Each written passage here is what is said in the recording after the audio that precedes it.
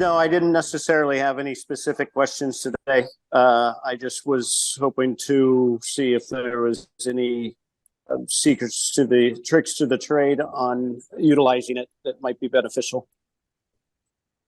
All right. Well, I mean, I can show you a couple things that you may or may not know based on, how much you dealt with the system so far. But um, you know, every document has a document record. So if you click on the arrow on the far right here, that's going to open the document record. Or if you just click on the name, that'll open the document record anywhere in the white space.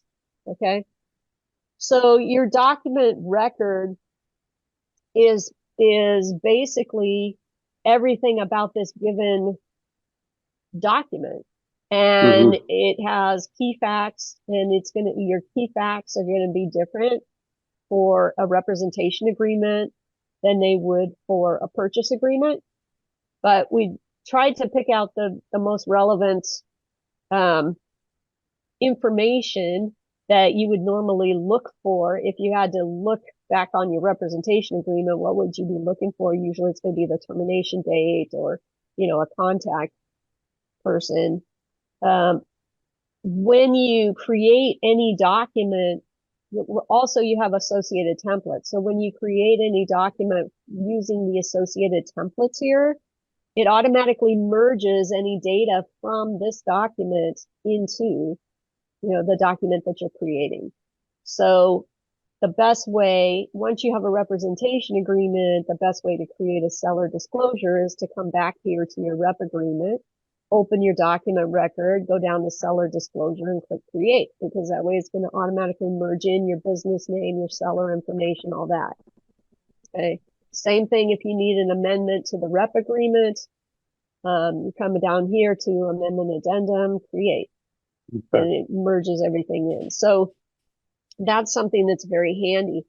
The document record also keeps track of any documents that were created using these associated templates and lists them over here under related documents. So, if you are looking for, hey, I know I have the rep agreement here, I've opened my record, I know I have a purchase agreement associated with it, so I can just look in my list of related documents, find my purchase agreement, click on that to open it. There are other ways to merge data or to import data from one record to another or from one document to another. That is using the document record ID here. So let's say I wanted another seller representation agreement for, Jack's Bar and Grill or whatever, or a seller disclosure. Let's say I wanted another seller disclosure here.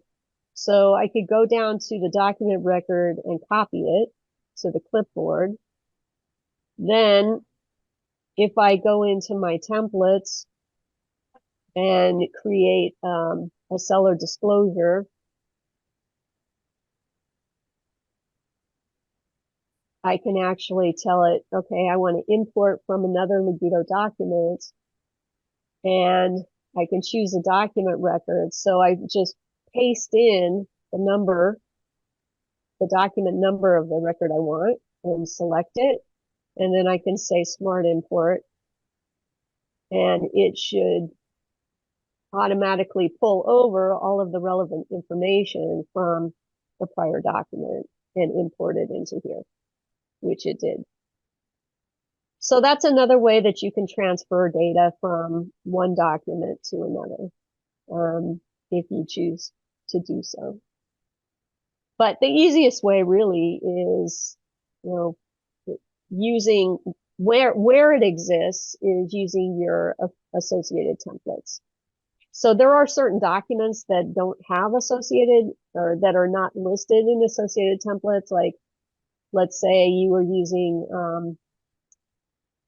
if I go to my purchase agreement here, let's say I wanted a COVID disclosure Well, there's no COVID disclosure listed in the associated templates. So I could still create one using the document record, like, copying that and then going over to my COVID template and telling it to go ahead and merge in relevant information.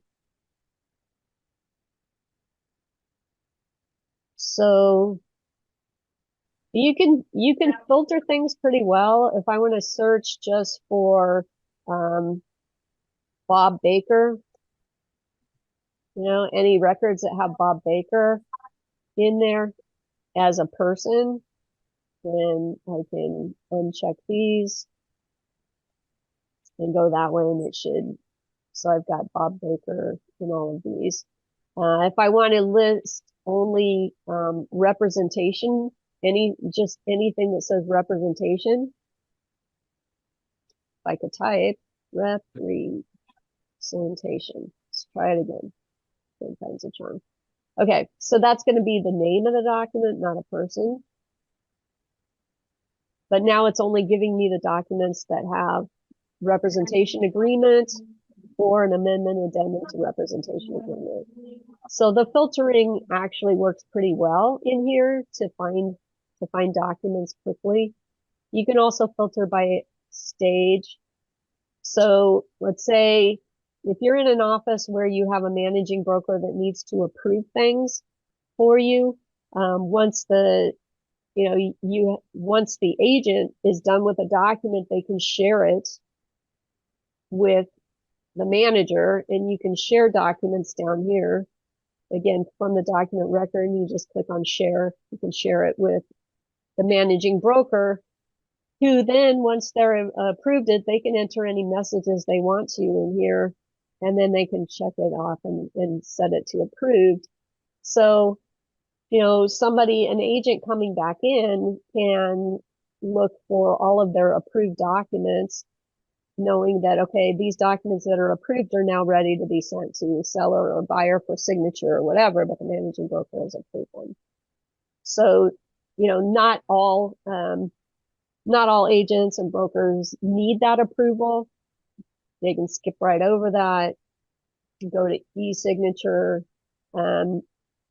They can, which would indicate that the document is complete, it's out for signature. And once a document's been signed, I always recommend that you switch it over to completed, so it's been signed. And you can, if you're using DocuSign or an outside, let me see, let's get rid of that. If you're using an outside company like DocuSign or Sign Now or even Adobe Sign, once you have that document signed, you can actually upload it here so it's attached. And you can just pull it from your hard drive and upload it. So you have the signed copy here with the rest of your document record.